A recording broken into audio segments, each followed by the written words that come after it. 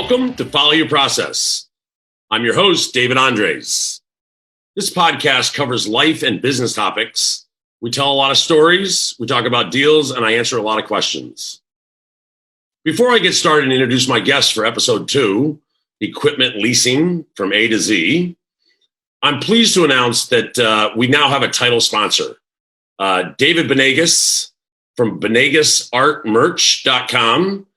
David and I have known each other for a long time. He's a fantastic artist based in Miami and in New Jersey. And he takes a photograph that you have, a favorite photograph, and then he converts it through his own process of art, and he turns it into just a spectacular visual representation of that same photograph. He's often commissioned. He has a BenegasArtMerch.com where he's taken his art and put it on furniture and T-shirts. I encourage you to visit BenegasArt.com. And in a future episode, I'll be in Miami and we'll do a longer episode where we'll watch him actually paint live. Today, I'm excited to go live on Facebook. Thank you all for watching. Thank you for joining. Please like, share, comment. And we appreciate your support. And hopefully you're going to get a lot out of today. Today's episode, I have 3 guests. 2 of them are from Alliance Funding Group out in California. They are a direct lender. They're quite substantial. They have over 100 salespeople. Justen Lee today is one of 11 for Christopher Shipp, and he works with financing equipment. Also on today is a very long good friend of mine, Steve Christian. Steve and I met when I was a consultant to Delia Sod Farms back in the just about 06, 07, 08. And Steve was working at Dakota Peat Moss at the time, and he was selling Dakota Peat, which is blended with sand to create a 90-10 mix, which is at Yankee Stadium. So many people think there's dirt under the field. There's just a 90-10 mix of like beach sand, washed beach sand, and 10% peat moss. That allows for tremendous root growth, but also allows for tremendous drainage. Steve and I had the pleasure of being there at Yankee Stadium as being built. And then Steve has been just a dear friend of mine over the years. He's from Grand Forks, North Dakota. He tolerates this East Coast guy. He's Midwestern. And he's also my financial planner personally and a professional advisor. So I asked Steve to join us today because he has some experience in leasing, and we'll have a conversation between the 3 of my guests. And I will say at the outset, I know what leasing is. I know the tool that it rolls, but I don't know the inner workings of leasing and that sort of stuff. So I thought that maybe my viewers in any business, even my producer, Stephen Tucker, is going to be talking with Justen Lee about his camera equipment and leasing and what that looks like. And then obviously portable restroom operators across America. I'm talking to a guy right now that just got started, got a bank loan for $20,000 and was a big deal. But he is interested in possibly exploring leasing. So that's a small one. And then you have the larger ones, which we'll talk about in a minute, that typically buy everything for cash because they have it. And that's a different way of looking at it. So without further ado, I'm going to start off with Christopher Shipp. He is Vice President of Commercial at Alliance Funding Group out there in California. Christopher, nice to see you. Thank you for joining. Thanks for having me. It's good to be here. I'm excited about this. So this is, we're excited to be online with you here and talk to you a little about equipment financing and the value of financing your equipment. And we do have Justen Lee on the line here as well, we just brought on board not too long ago, and we're super excited about having him on board. He's a really intelligent, smart kid, and I think he's going to be. Yeah.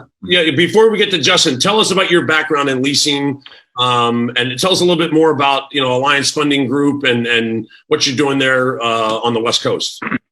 So Alliance, I've been in the business for about 25 years. I was with a competitor for a long time, and became of Alliance Funding about 6 years ago. Really was just looking for a company that I felt I could really grow with, a company that I thought was going to really be able to really service my customers better, and it had a longer term growth plan and just a better trajectory. I wanted to work with a company that was really more cutting edge and more growing and looking to really take risks for their customers. And that's what I really liked about Alliance, is that they really are looking for ways to get deals done. as opposed to looking for ways not to get deals done. And that was one of the bigger frustrations I had in the past. So I came over here to Alliance about 6 years ago, started building out the mid-ticket division, which is, typically when you say mid-ticket division, that means transactions over 250,000. And okay, so wait, I'm learning the vernacular. So mid-ticket items is 250,000, and then what's the next step up? Well, I mean, you go from small ticket is, Alliance is really based off of a small ticket model, which is anywhere from, maybe 10,000, 25,000 on up to, 250 to 500,000. I mean, there's no real defining line where you define mid ticket and large ticket or small ticket. It's just a general range, but generally speaking, small ticket is anywhere from small $20,000 transactions up to $250 to $500,000 $500,000 transactions. Mid ticket would probably go up to 2, 3, 4 million, and then you go up into the larger ticket range. So Alliance really was looking to grow into the mid ticket space, which I really helped them do and help them really get a foothold in the mid ticket space. So you've been a part of growing the business with your knowledge and experience, and you've shared that with your teammate. You've hired new people, and it's really helped to grow out that sector. I know it says vice president of commercial, so you're really just focused on commercial leases and people that need to lease any type of equipment? Yeah, exclusively commercial, and it's important that we make a distinction there because we don't do consumer. It would have to be a business-based loan, a company that's been in business for more than 3 years. Ideally, we do startups, but we do like to, make sure that we're working with a company that or with a borrower that's actually a business. So that is the main focus of Alliance is the commercial space. I got you. Yeah. So let me ask you a question, Chris. In the work that I do in my day job at Sanitrax, where I represent a Dutch company in America that makes everything in Poland, and then it takes 90 to 120 days to produce it, and then get it across the water another 30 days. My challenge has always been there hasn't been stock on the ground in America, and I always thought that leasing required the asset to be on the ground in America with a serial number and a plate and everything else. And I think that's pretty much accurate, right? Whereas a leasing company doesn't necessarily fund the 75% deposit and then wait 120 days and then pay the balance. Can you talk a little bit about are you already leasing inside the portable restroom industry? Are you already leasing to other portable restroom operators in America? Well, as you know, that's one of the ways we coincidentally found out about each other was a mutual customer. So we do definitely lease into, or we do finance this space. And, one of our mutual customers was one of the big reasons that we really started to partner together is once we realized there was some synergy there.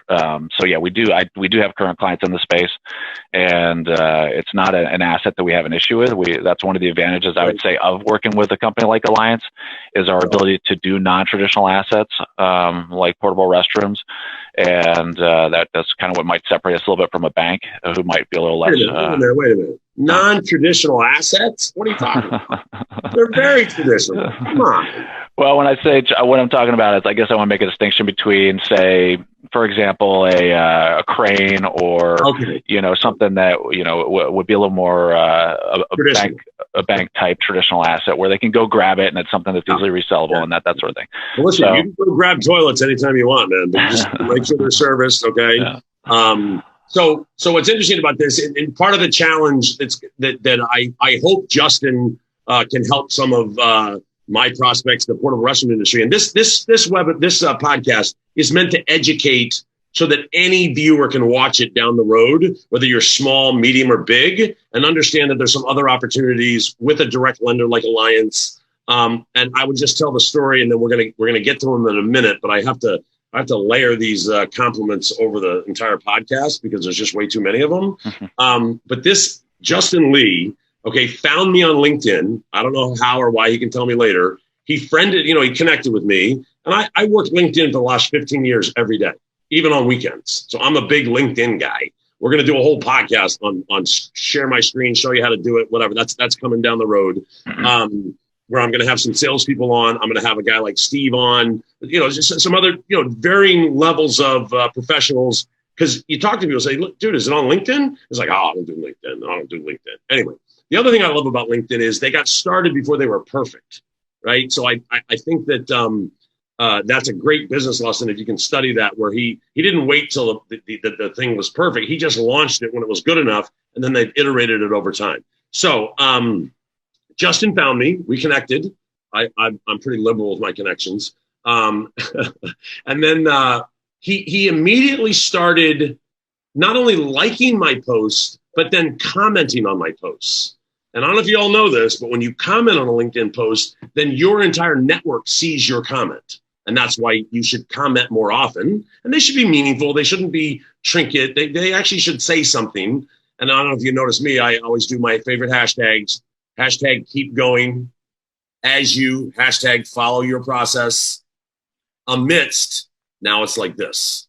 And we're all faced with now it's like this. I couldn't have dreamt 2 years ago I'd be sitting here doing a live stream podcast. I've always dreamed about doing presentations and being on video or whatever, but here I am. And I just have to plug the producer and my friends over at Live Stream Remote, Stephen Tucker, and you'll see from episode 1, good friend, but just a consummate professional.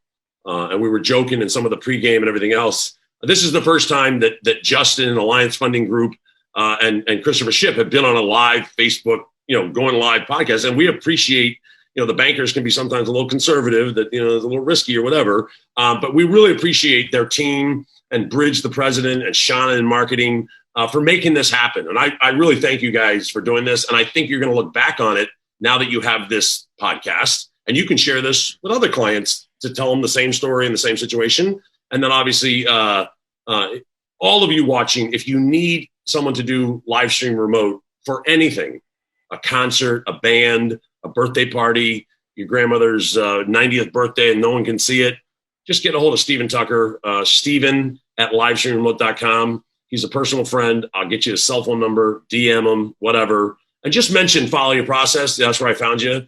And he'll take very good care of you. So coming back to it,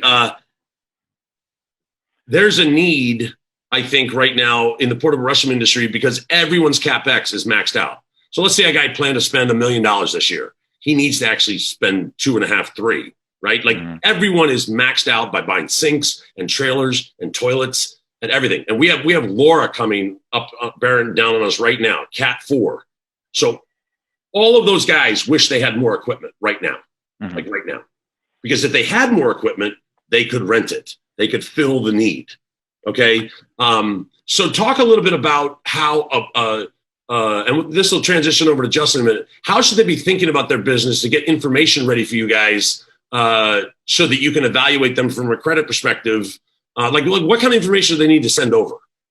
And maybe Justen, why don't you take that? Yeah, I want to let Justen speak a little bit. And also, Justen, why don't you go ahead and introduce yourself too, yes.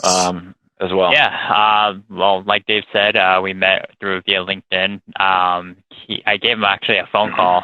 His first thing was, "How'd you get my number?" I said, "Well, you advertised it through a LinkedIn post." So that's why I gave you a call.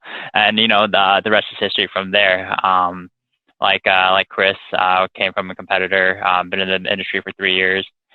Studied finance in school and never looked back since, and really happy with Alliance and the corporate and management team that's helped support me and take on, like Chris said, you can see the eagerness in terms of wanting to take on riskier deals and figuring out ways to get deals done, not the other way around.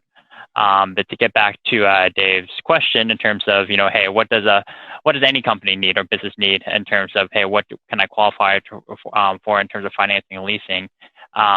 We have 2 different programs, one being our application only program, which is, hey, you sign a credit app, send us the equipment quote, and we could turn you over, pricing terms pretty quickly. Or we have our commercial finance program, which is, any kind of standard financial package that, a business is going to give to a bank. So the last 3 years of audited or reviewed financials, if not tax returns, year-to-date interims, and then also, the credit app and the equipment quote as well.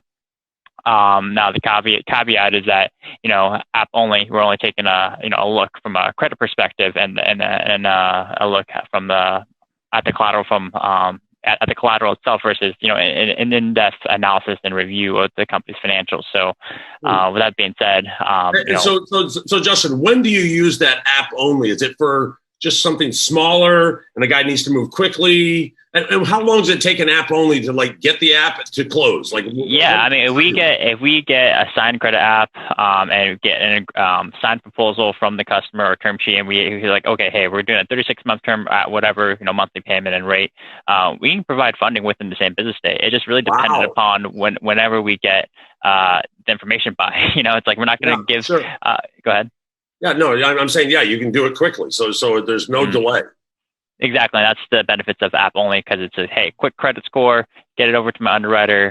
Hey, this is the collateral. Is it new? Is it used? If it's used, does it have, what's the condition of it pretty much? That's for, smaller transactions. We usually can go up to $500,000. The thing is about our app only program is that, if there's multiple pieces of equipment of, $100,000 truck, $150,000 excavator, et cetera, we could piecemeal it and get, beyond, $500,000. So it's a way for us to get creative. And, the benefit of that is sometimes, from a pure financial analysis perspective, not all companies will want to do commercial financing, meaning, hey, maybe they had a really tough year in 2018, 2019 in terms of losing money, and there's a story behind it. But in terms of getting, maybe the rates they want or the flexible structure they want, it's not the best avenue to go down because, quite frankly, numbers don't lie. I know every company's like, oh wait, hey, we're looking really good in 2020, 2021.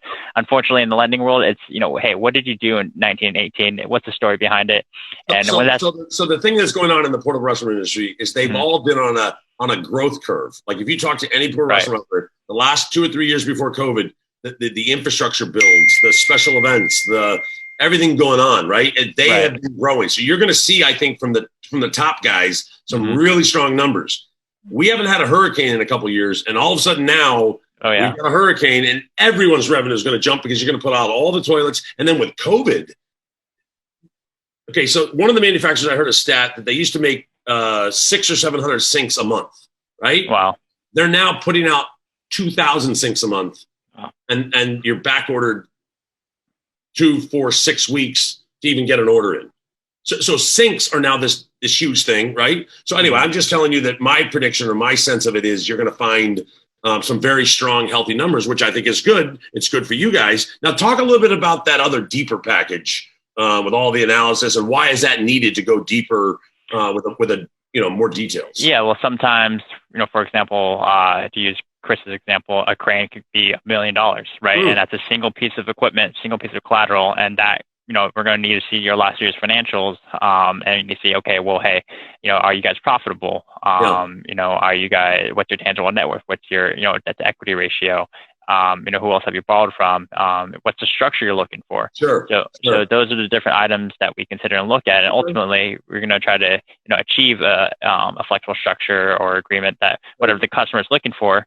But that's our job, to present as many options in terms of. I get it, and this has been fantastic, and I really appreciate you guys doing this. Hey, Steve, what do you think? I mean, as a friend, as an advisor, as a professional, Steve Christian Business Group offers all sorts of financial planning solutions, insurance solutions. He's up in Grand Forks. You can contact Steve direct. But hey, Steve, what do you think about all this? And what do you think? I think a lot right now. Where rates are at as far as what you're paying for the leasing, and if you have cash, why not do the leasing side and put your cash into what you're making money on? So if your lease rates are down in that 4% or wherever they're at, and you can put your money into something that's making 8 to 11 to 15%, why wouldn't you put your money there instead of that piece of equipment or that whatever you're leasing? So if I'm a manufacturer and I need a bunch of heavy equipment to run my shop, but I got to feed it with steel, I'd rather lease the equipment at 3%, 4%, and then buy a lot more steel so I can put a lot more things through my equipment that I just leased, so now I can make more profit. Yeah, so in my experience, I'm now an equipment salesman. I spent I don't know, 28 years, whatever it was, being on the portable restaurant operator side, selling deals on the sales side, construction jobs, special event jobs. So I know that side really well. I'm brand new 2 years in selling equipment, right? And I don't know if I'm that good at it because not too many people are buying my equipment. But anyway, we'll get into that later. There's other good reasons for it. And that might shift soon with this whole construction thing we've been talking about. But anyway, a lot of the big guys say, we're just going to pay cash, right? Now, when I worked at Tully Construction in New York City, the Tully Group, you can look them up, they cleaned up 75% of the World Trade Center, okay? And that's where I got them for the first time as a customer after 5 years of trying to get them away from call ahead. And tell me, I sent everything. I sent fruit baskets in. I sent every man or a salesperson in. I don't know, man. I bought tickets. I did whatever. And again, Tom Oleszek would never give me the work until September 12th. I'm standing on the pile. And Denise Monarola calls me and says, Dave, they just ordered an Aquaflush. It's going in tomorrow morning at 8. I said, perfect. Who signed the purchase order? So anyway, I ran it. I helped Pete later in 10, 11 buy Earth Care in Long Island. So I do have some M&A background. I did the due diligence package with my consulting business where we went in and looked at this business and helped Pete get the right price for it. Anyway, he buys it, and then he buys 3 jetbacks. Now, jetbacks are $780,000 a piece. He bought 3 of them at one time, and we're sitting at the dinner table at Ruby's in Louisville, great steakhouse, and the VP says, listen, we got some good financing packages. And the guy, Dan Scully, looks and goes, we'll write you a check. Right? Now, what they were doing is they had their own leasing inside their business that was the leasing thing to the P&L at the time, Clearbrook. So we had a lease payment on our Clearbrook books that was actually funded by the Tully Group's whatever they had. So how does all that work? Or what does that, what do you think about that? Steve? Yep. Well, if they can do it, I guess that's fine. But for most companies, we're talking more on that mid-range level. Okay. They're not going to have their own leasing company. Okay. It goes back to maybe if it was 30 years ago when interest rates were, 15%, it would have been crazy to try to lease something back then. You probably would want to pay cash. Yeah. But now where rates are at and how much more you can get off, you have that leverage with that capital. Right. You got to leverage it in the right places. Why use it on something that's only costing you 3-4%? Why won't you take that cash and make 8-12% on that cash? So let me ask both Justin and Chris, what do you think of that Steve idea there? Does that make sense to you? Have you done that? Have you been able to convert somebody who usually pays cash to come into a leasing tool so that they can use that cash in other things? Have you experienced that? Yeah, I mean, especially now, I think cash preservation is really important in this current environment. People are a little more sensitive to holding on to their cash right now with everything that's going on. And we've seen a big shift from traditional cash payers to being a little more serious about considering financing as an option, exactly for the reasons that Steve just mentioned. At least that's one of the reasons, is that rates are so low right now that it does make a lot more sense to finance. Especially, given the fact that there are the options to pay off early. It's not a bad idea as an insurance policy right now to just go ahead and preserve cash as much as possible. You could always pay the loan or lease off a year from now if things really do start to improve and you feel like, you'd no longer need that cash. Interesting. But yeah, I think it's a great way to help grow the business. And, that's one of the things that we pitch when we're talking to a cash payer is, their ability to preserve cash is really important, to help grow the business and have other opportunities for that cash, especially right now with, like I said, with things going on out there. Holding on to cash right now, whether it's buying a competitor or other, distressed assets that become available, things that you really need cash for, it's really important to preserve that cash right now. Good. Listen, I really appreciate that. We're coming up on our deadline here in a couple minutes. I think I'm going to follow up with you guys, and I appreciate what Justin's done with me. But Chris, I'm probably going to follow up with you to see if there might be a relationship we can form between Sanitrax and you guys to maybe be our preferred, leasing resource. If you go to Satellite's website, they have leasing on there, And I know it's a third-party leaser. It's not actually Satellite, the company. And then some of these other people are offering leasing. And what I really like, I'm hearing, is direct lending, right? Which I hear is the better way to go rather than a broker or something else, yeah? Well, we are a direct lender, but we also do have a syndication desk. So we're really the best of both worlds. We're the best of the banking world and the broker side of the business, in that it just really gives us more flexibility in what we're able to do. We are booking a significant amount of our business on balance sheet right now, which does give us the flexibility and also gives us the speed to get deals done real quick, much quicker. But yeah, I think we're kind of the perfect blend of both worlds, the direct lender and the ability to, we actually never really truly broker a deal, but we do have a syndication desk where we do share in the risk on a transaction. Very nice. So yeah, it really gives us kind of the best of both worlds. Yeah, I'd love to, I just talk more about this. Yeah. We're going to go a few minutes longer. We're going to go to like 42, 43, because this is so valuable and it's worth a couple extra minutes. And I want to give all the other guests a chance to say goodbye. But Chris, thank you so much for that. And this has educated me in ways that, I now need to know this. But really what I need is a resource to refer to. Like I never see the financials. We don't know all the details. We're not going to know the credit score. We're just going to hear you can or you can't, right? Which is a deal that Justen will cut with your guidance and so forth. Justen, any closing thoughts to say goodbye to everyone? Just thank you for having Chris and I on. We really, like Chris said, the way that we connected was first through a mutual client, and they talked very highly of Sanitrax and the innovation that's behind their product lines. And you and I know had behind the scenes conversations, and I'm equally as excited. And we're looking for a long-term partnership and growth, not with just your company, but all of the portable restroom operators that are out there. So it's really exciting stuff. So listen, we have Live Nation as our biggest U.S. customer. They've been that since 2017. When a company like that owns and operates the toilets, I'm hoping I can keep getting the attention of the portable restroom guys that they need to buy some so that other people don't say, well, I can't get it from anybody.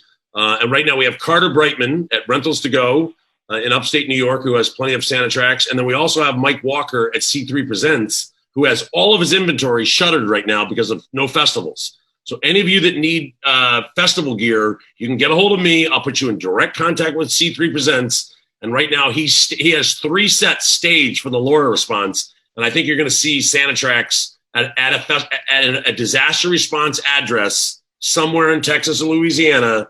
And I'm sharing this because it's good for everyone to know. And there's a lot of portable restroom operators out there looking at me, wondering what's going on. You can get a hold of me. You can DM me. I work from 6 to midnight, 7 days a week. And I always say to people, I've never worked a day in my life. It's not work. It's just what I do. And I'm just going to say, and I'm going to let Steve say a couple things, but I'm just going to say this, I was going to say kid, he's 25. I'm 53. He's like my son's age, right? But he plays with me, right? Like I could not say enough. I could not gush more about Justen Lee in his professionalism, in his patience, his ability to handle my intensity. Sometimes every once in a while I get a little intense, whatever. But he has been nothing but professional, patient, persistent in a way that is also adding value to my LinkedIn by commenting. Right. And I dreamt this thing up. Hey, you guys want to get on my podcast? And they're like, what? What's that look like? So we wrote a whole script. We wrote outlines. We did photographs. We did all that sort of stuff. Everything that you see produced by Steven, I had to send that into a shared drive and everything else. There's a lot of sausage making behind the scenes. And thank you, Steven and Skylar, for your patience on episode 1. So you'll notice in today's podcast, there's only 10 lower thirds. Those are the things that come across the bottom. I think there was, I heard there was like 47 in episode 1, which I guess is too much. I didn't know. And then there was 80 plus photos or something, but there's only just a couple photos on this one, right? And anyway, so I'm learning is all I'm saying. And my guys, Steven and Skylar, are teaching me. They almost kicked me to the curb and said, we're not going to do this anymore. But anyway, they all came back. We're good. And Steve, you have any parting comments there? No, just thank you, Dave, for the opportunity to be on with you. And I'm sure we'll be doing a lot of things here in the next few. Yes. How's everything up in Grand Forks? How's the new grandbaby? Oh, great. Awesome. Yeah. Awesome. Yeah. Steve just had, is it your third or your second? Yeah, third grandchild out in Idaho. So we drove out to Idaho and came back. Yep. But yeah, Steve, thank you for your time. We're good to go. All right. Yeah. So that concludes episode 2. Thank you, gentlemen. And you'll see you on episode 3 next Wednesday. Sounds good. Thank you. All right. Thanks a lot, Dave. All right, guys. All right. Bye-bye.